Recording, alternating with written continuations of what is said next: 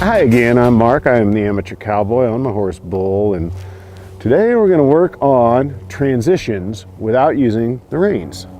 And so today I'm not using sticks. I've got my reins draped over my horn, and I'm going to see how well Bull and I can get this done. So I'm putting him back out here on the circle, and I've got a walk going, and he wants to drift in. So I'm going to put a little weight in that right stirrup, apply a little bit of left spur, and keep him back out here. I want him basically on this rail, and every time, like he's doing now, he's trying to drift in. You know, you might have to apply quite a bit of pressure with your spur.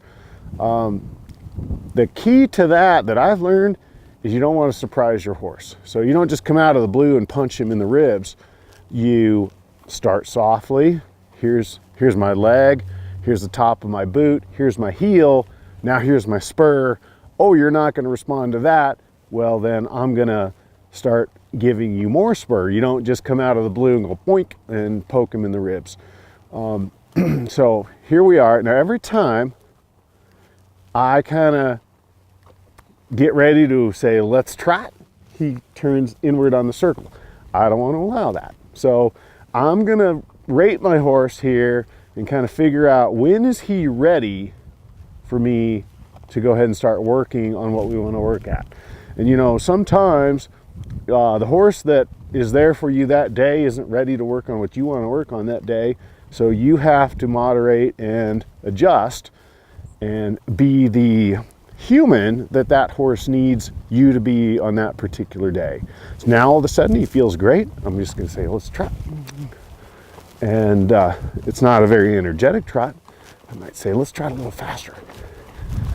There. I just shifted my diagonal there to get it right. And I'm one of those people, I have to look down.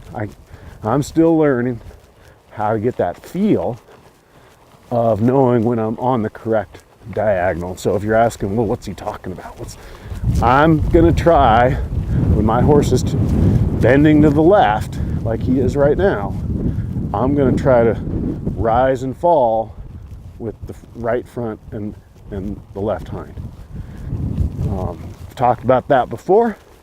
The reason we do that is because when we ask for the canter, that diagonal will stay consistent. The other 2 feet will change, and you end up with a 3-beat gait. But now I'm going to see if I can get the walk. Ooh. Ooh. So it took me 6 strides or so, and I had to go to a verbal ooh, and then he stopped. Well, I can't, say that's his fault. I said, ooh.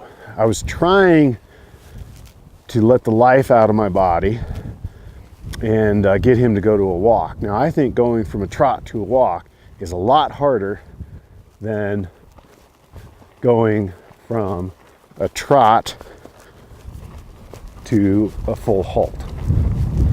Let me see if I can do it here. And now, what I had to do is he said, okay, you want me to stop? And then I said, no, let's walk. So it wasn't ideal, but listen, we're doing it without any kind of connection to the head or the mouth. This riding without rein stuff, I think, is going to make me an excellent rider in the end. So it's not always easy, and we're going to make a few mistakes along the way. I like to think that those are my mistakes, not my horse's. So I'm going to ask for a trot, and now walk, and same thing, and now he's coming in on the circle. So I'm just going to adjust for that, and I'm going to help him. Just meant to walk. That's all. So that's the walk, trot, walk transition. I think what we might do is we'll come up into a trot again, and we'll come over and do it to a full halt. just to make sure we still got that built in. I'm not going to do it here in the same place. I do find that to be a useful training tool at times. Use the same place. Okay, it took me 2 times, but then he got it. So I do like to use the same place sometimes when I'm training. The halt, for example, let's say I'm using reins and it's, you know, like when Bull was kind of green at it, and we would use that gate every time. I'd come up to that gate and I'd say, you know, whoo, and then if he didn't stop, I'd use the reins. And before long, he started to anticipate that that hoe, and he'd wait there, or he'd wait for me to give that cue, and he couldn't wait to stop. But some people will say, well, then you're creating a habit, and the horse is just, you know, not really responding to you. They're just responding to that point on the circle. I find it can be very useful as long as it doesn't get too repetitive. And then all of a sudden, let's say you're flying around on the circle and your horse sees the gate and decides to stop for no reason at all, and you didn't ask for anything. Well, then you do have a situation that you didn't want. So let's go ahead and get the trot going. So I've got the walk to trot going pretty well, but it's not a very energetic trot. I want a little bit more. And now I want the canter. And it goes without saying, we're going to get the left lead canter. And as soon as I get in front of the camera, try to come down to a trot. There. Okay, trot. It's a little choppy, as you can tell. Well, that's good. I like that he came down into that trot. And he didn't slam on the brakes, you know, he didn't come to a full halt, which is great, because I probably would have flown over the front. Now I'm going to ask for speed. And now I'm going to say trot. I'm not going with him at all. Trot. He's not going to canter forever, I know that. Trot.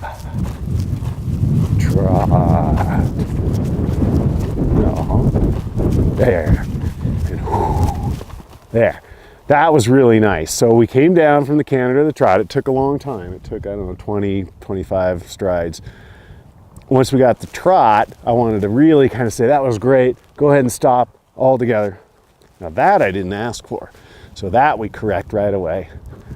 That's really, I think, Bull wanting to get back to the gate and like be done. You know, this is a horse that likes to wrap it up at the end of the day, or any time of day, really.